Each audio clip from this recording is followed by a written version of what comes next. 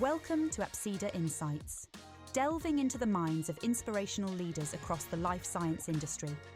Join us as we uncover invaluable insights on diversifying leadership and navigating your career journey, with your host, William Pentecost. Welcome back to the third episode of our Diversifying Leadership series. Our aim throughout this series is to provide a platform for individuals to explore unfamiliar areas and discuss topics across the D&I space to support those navigating adversity in their career journey and hiring process, as well as inviting guests across the life science industry onto the podcast to talk through their experiences and offer insights into diversity and inclusion. We're also encouraging our listeners to suggest topics that they would like us to cover with our guests. So if you have any questions from previous episodes or topics that you'd like to know more about, please comment below. Today, I am joined by Sarah McKeown-Cannon, who is the Vice President of Growth and Clinical Trial Experience for Publicis Health. So Sarah, thank you very much for joining us today. It's great to be here. Thanks for having me.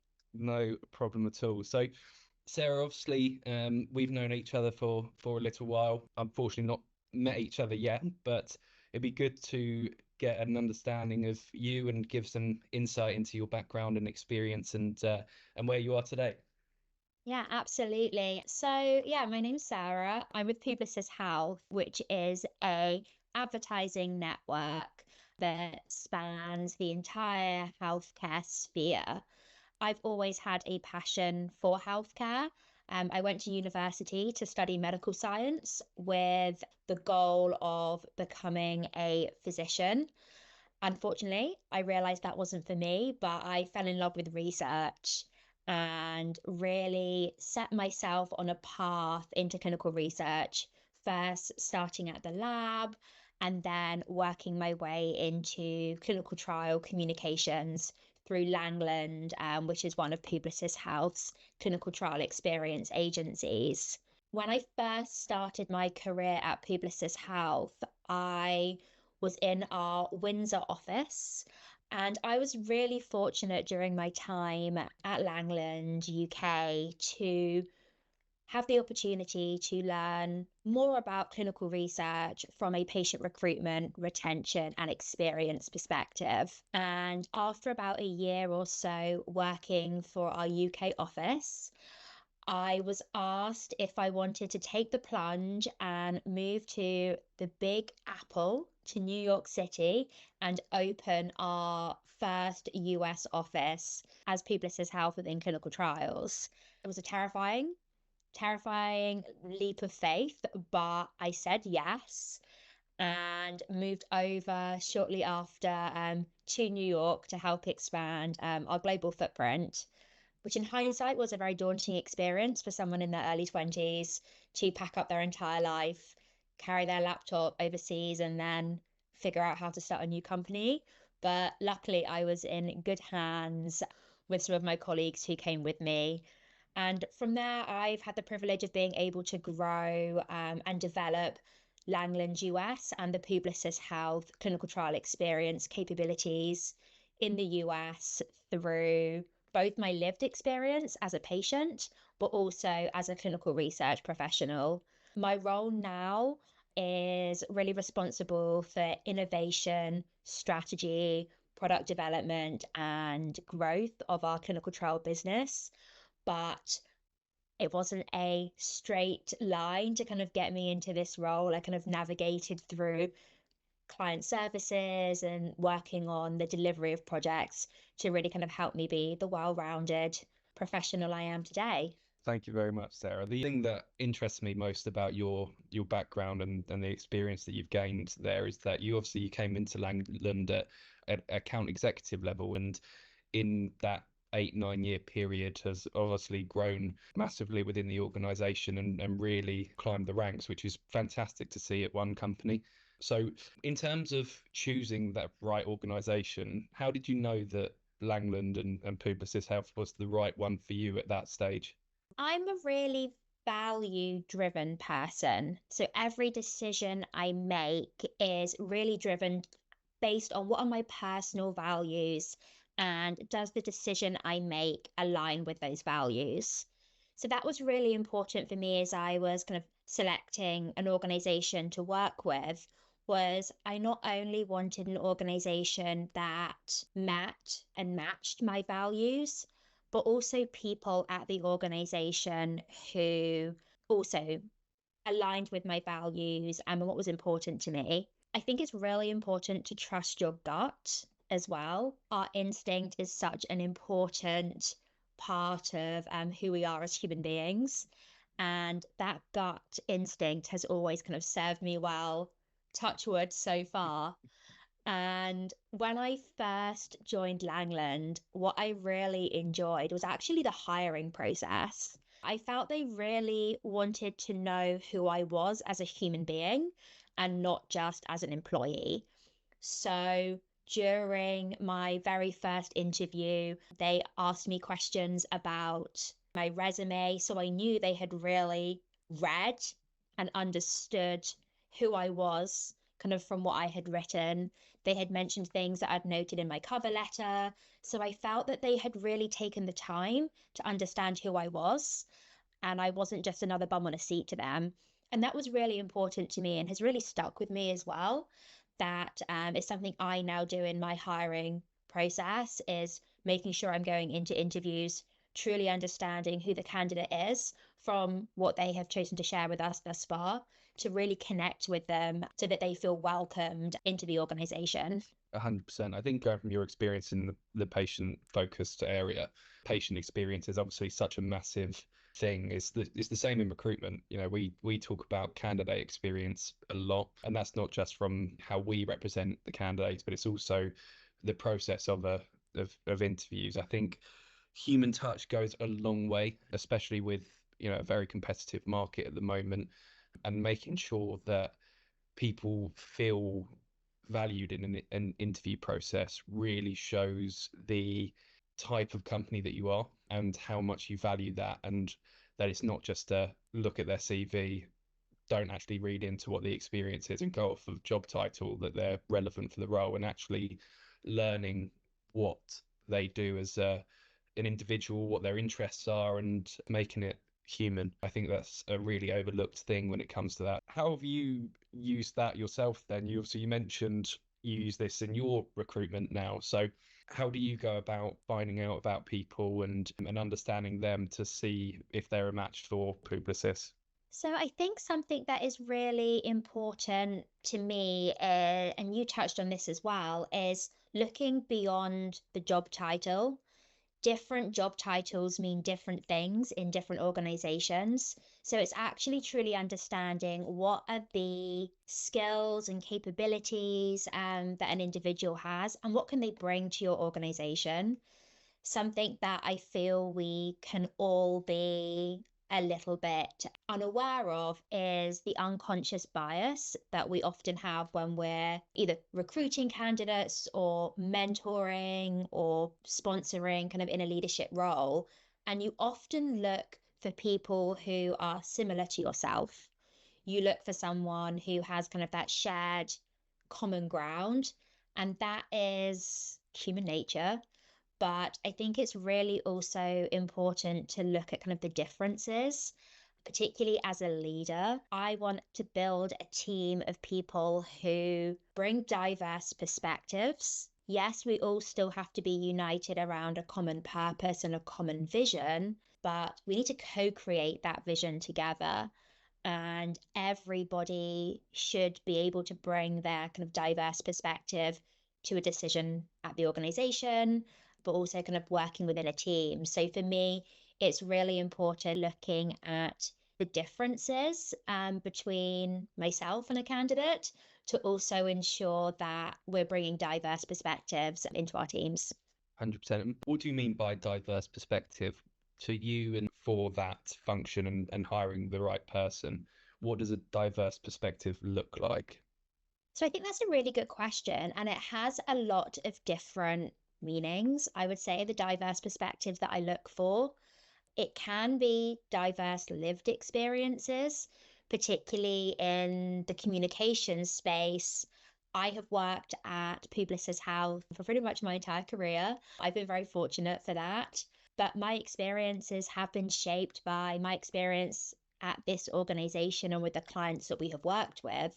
So I'm always looking for people that have worked at different organizations to be able to bring what have they done to the work that we're doing. How can we be continuing to shift that status quo, change the way we do things, but then also from a thought leadership perspective, I read certain articles, certain journals, I attend certain conferences. I want people on my team who also reach audiences or learn from people that I'm not connected to right now. It helps to broaden my understanding, but also it ensures that the decisions that we're making and the work that we're giving our clients isn't biased by just my perspectives and my viewpoint of what communication and information I'm receiving. So for me, it's really about lived experiences, but also kind of the content that we're consuming and ensuring that we have that 360-degree perspective in a team. And I think that's super important, especially dealing with all sorts of different day-to-day tasks that you do. It's always good to have those different perspectives because people think so differently and they act so differently to different information. So that's really great to hear. I know that one of the things that we touched on prior to this podcast was something that you brought up, which I hadn't really ever thought of, which is almost like a different form of mentorship, and you called it sponsorship. So it'd be great to get a perspective on what sponsorship means to you as a leader within a company. And it's something for me that has really helped me in my career, having sponsors as well as mentors. So just to kind of level set, mentorship is usually a more formal arrangement focused on sharing knowledge between a mentor and a mentee. And it's most commonly between a senior leader, either within your organization or within your network, and a younger talent that we're looking to grow. Mentors typically offer career advice and practical guidance, but they don't usually have the power or authority to directly intervene on your behalf. So while a mentor can be fantastic at guiding you as you think about your next career goal, and they might be able to guide you on how you might be able to achieve it, a sponsor is typically someone who can tangibly make that happen. So mentors talk with you, sponsors talk about you in rooms that you're not in. Sponsorship is also less formal, and it can sometimes stem out of a mentorship relationship, but it's not always. I think sponsorship is so important in our careers because we spend a third of our lives working. That's a significant amount of time. Yeah. So it's really important that while we are working, that we are being fulfilled. And I also think it's really important to note that being fulfilled at work can look like climbing that corporate ladder, but it can also look like growing within your role, learning more skills. Not everyone is motivated by promotions and taking that next step up. Some people are really happy within the role they're in, but growing, learning new skill sets, and that's what gives them fulfillment. And sponsorship really enables you to do both. It can help you within your role identify new opportunities to sharpen a skill set or be included in a meeting or a project that's going to help you feel more fulfilled, or it can help give you opportunities that will enable you to climb the corporate ladder. Both are equally as important. And it's really down to kind of the individual when they work with a sponsor to identify what they are looking for from that sponsor to try and help them within their career. Brilliant. I think it's a really interesting perspective that you bring there because it's not something that I've ever sort of put a name to as a different way of helping people and a different way of becoming a leader yourself. So for those that may not or may have heard of this version of mentorship or sponsorship, how do you become a sponsor? What are the core fundamentals, would you say? So I think you first of all have to be authentic as a human being in the corporate workspace. People look for sponsors who inspire them and have the qualities that they respect. That's what I look for when I'm looking for sponsors in my career. And I try as a leader, be the kind of leader that I'm looking for myself. Setting yourself up in that way to either look for a sponsor or be a sponsor is really important.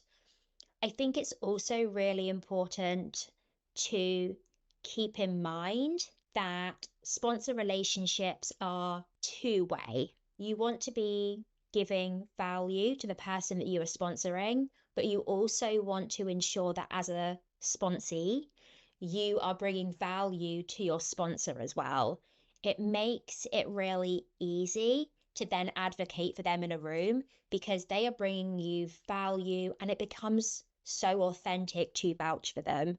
If you are a sponsor and you are vouching for someone and it does come across as authentic, it limits the impact that your voice has as that leader. It doesn't help that individual, it can actually hinder them, and it can also hinder other people's careers in the future. So I think being authentic and truly understanding what the person you're sponsoring is bringing to the table is really important. I also think it's super important that sponsor relationships are ever evolving. We are all going through different seasons within our careers. If we think about how the corporate world is changing from we were fully in person, we then went to fully remote. A lot of organizations are now hybrid.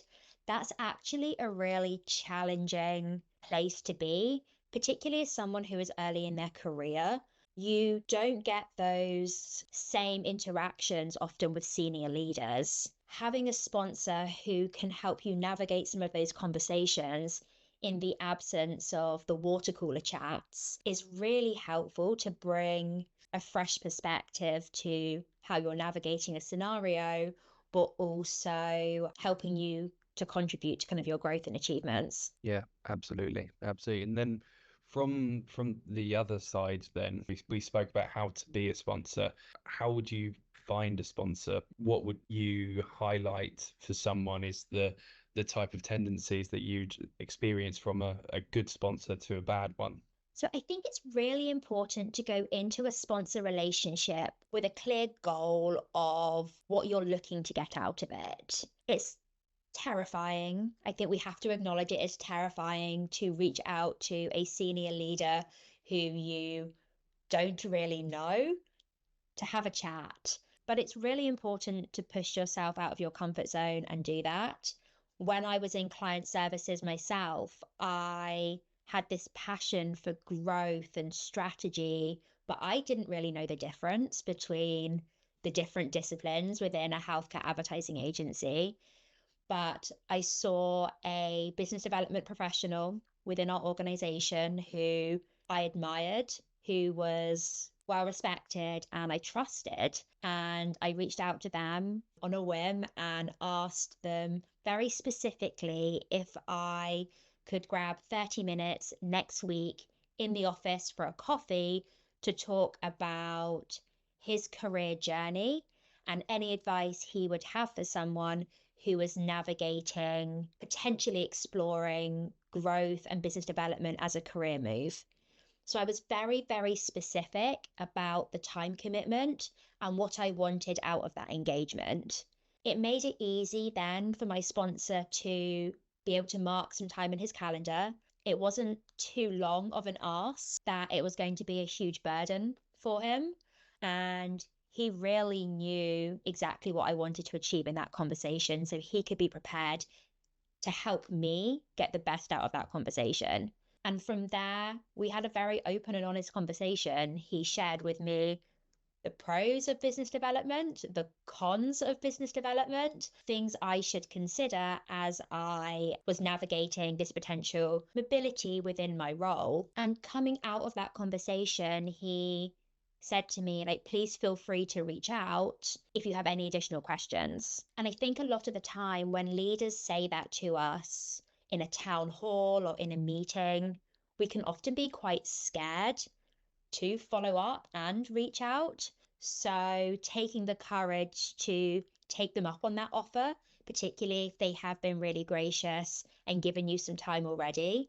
Be respectful about how much time you ask for, but feel free to reach out again and continue to build that relationship, but also giving them something back in return, whether it's offering to help them on a project or bringing your perspective to a problem they may have. One of my main sponsor relationships I've probably had now for around 6 years. It's definitely evolved over time, but there are times when I go to this individual for advice and to ask for help. And there are times now when that individual comes to me. And I think that's something that is super important for us all to keep in mind, that sponsor relationships don't always have to be with a junior and a more senior member. They can be with your peer, but they can also be with more junior team members. As we are bringing more diverse perspectives into our workforces, everyone has something to contribute and we can learn from everyone within our organization. And actually, as a leader, a lot of the times that I have learned or evolved myself have actually come from more junior team members sharing an insight or a piece of wisdom with me, which has changed my perspective slightly and altered who I am as a leader. So I think it's really important that we don't just think about sponsor relationships being the sponsor's more senior with a more junior team member, but also what can we learn from our junior team members as well. Absolutely. And I think that what then makes you the sponsor is for that idea or piece of innovation that they've brought to solve the problem that you may be having is to credit them. I would assume. I think that if you then took that as your idea, that's the total opposite of what a healthy sponsorship would look like from my understanding. Absolutely. Again, it comes down to authenticity and trust. No one in an organization, in my opinion, should ever take credit for an idea that came from someone else, but particularly in that sponsor relationship, that's how they advocate for you in the next room that you're not in.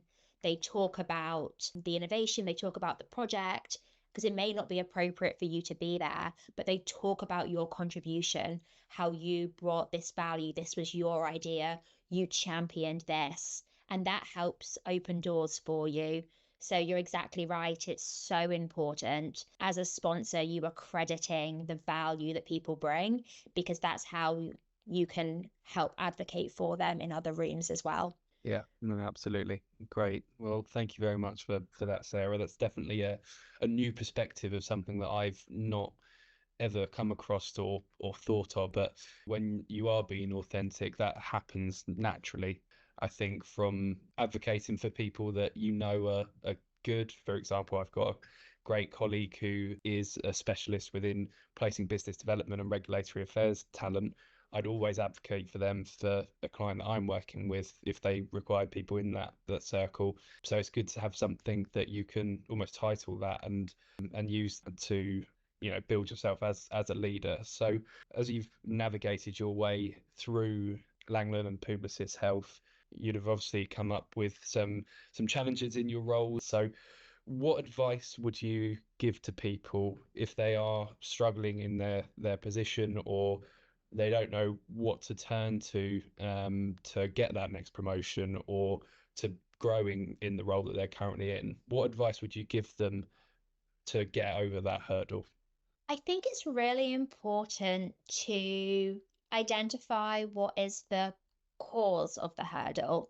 Sometimes those hurdles can be things that are within our control, and then there are hurdles which are outside of our control. I am a perfectionist, and I typically worry about things that are in my control and things that are outside of my control.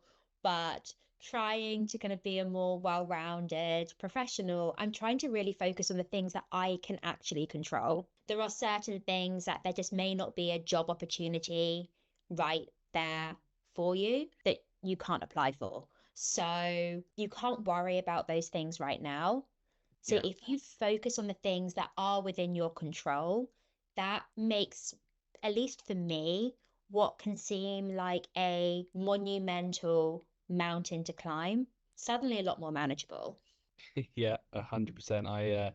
I'm exactly the same as you on that regard, Sarah. I am a perfectionist and worry about things that I can't control as well. So I think that the most important lesson from that is that even when you get to vice president level or C-suite level, there's always room to develop yourself. You know, we as human beings, we always want to feel satisfied in what we're doing. But I think being outside of your comfort zone, whatever level that you are, that's where the growth comes, and that's where you really develop as a leader to get into the positions that you are. So I think that's a great bit of advice, is to control the controllables, basically. Yeah, and I think it's also really easy to forget that the people at the top of your organization are probably feeling exactly the same as you are. I think whenever we're in a role, we're like, oh my God, I don't know what I'm doing. And you're having to figure things out. And the more senior I've got, I've been, oh, well, when I'm at this role, I'm going to have everything figured out. I'm going to know exactly what I'm doing. And I'm going to feel so confident in every single step. But then the more senior I've got, yes, I have felt more comfortable and I've got more experience, but I'm also growing. So I'm still having to figure out how to be a better leader, how to navigate a new situation I haven't encountered before. So at every step of your career, you are going to feel uncomfortable. So it's also embracing being uncomfortable to a certain level to help you grow as a professional. No one has everything completely figured out. And if they tell you they have, they are lying because new things pop up every single day that as a leader you have yet to experience, or no two issues are exactly the same. And something that's important as a leader is knowing how to navigate that uncertainty with confidence and providing support to your team. But it's also okay to take a step back and be like, oh my God, I don't know how to handle this, but I know the process that I follow to handle situations like this, and then you're fine. But embracing that slight level of uncomfortableness within your career can also make, again, those hurdles that feel monumental a little bit smaller if you have a process for how you handle situations that make you feel uncomfortable. Yeah, absolutely. Absolutely. And to round us off, Sarah, I think it's been a really great conversation and very engaging. I think the theme is the authenticity. You don't speak to a huge amount of leaders that say that they're still growing and that there are things that you come up against daily and you don't know how to handle, but that's where you knuckle down and follow the processes that you have in the past, which is great. So I think if you had one bit of advice for the people right now, those who are maybe on the job market or those who want to further develop their career, what would be the final bit that you would leave for them? So my team who listen to this are probably going to laugh when they hear this, but we spend a third of our lives working. We spend two-thirds of our lives not working. And maintaining work-life balance is the one thing that I am trying to be better at as a leader. It's something that I am always telling my teams to do, but I am actively working on being better myself. But you cannot pour from an empty cup. So ensuring that I am taking the time either in my day to day to take a step back, look after myself to ensure that I can then look after my team and look after the organization. So as a leader, I think it's really important that we do prioritize our own mental health, our own physical health, and having that time with your family so that you can be the best version of yourself at work is really important. And I think that's also really important if you are looking for a new role right now. It can be really daunting if you are spending all of your time looking for a job and then not taking time to look after yourself because you're then not showing up in your best way in those interviews. And I think it can be really hard to set those boundaries. So 2 things that I always try and do every day is I start the day by doing something for myself before I do something for work or for my career goals. Whether that's taking the dog for a walk, reading a book, just doing something for 10, 15 minutes in the morning for myself sets my day off really well. And then I prioritize having dinner with my husband and the puppy every evening as well, to give me that time to be grounded in the present with the things that happen outside of work. So for me, doing those 2 things helps just give me a little bit of balance in my work day to ensure that then I'm giving myself time to fill up that cup. That's a fantastic bit of advice, one that I will be taking on board myself personally as well. Look, Sarah, it's been a really, really great conversation. Thank you very much for joining us on here. It's been a real pleasure. Yeah, no, it's been great fun. Thanks for having me. No worries. Well, thank you everyone for listening. We will be posting these throughout the year. If you have any questions for myself, for Sarah, or any of the other guests that have come on, please do feel free to reach out and we can make introductions to those people. Maybe become a new sponsor or a mentor moving forward. Sarah, thank you very much again, and looking forward to catching up soon. Apsida Insights, helping you to stay ahead in your career.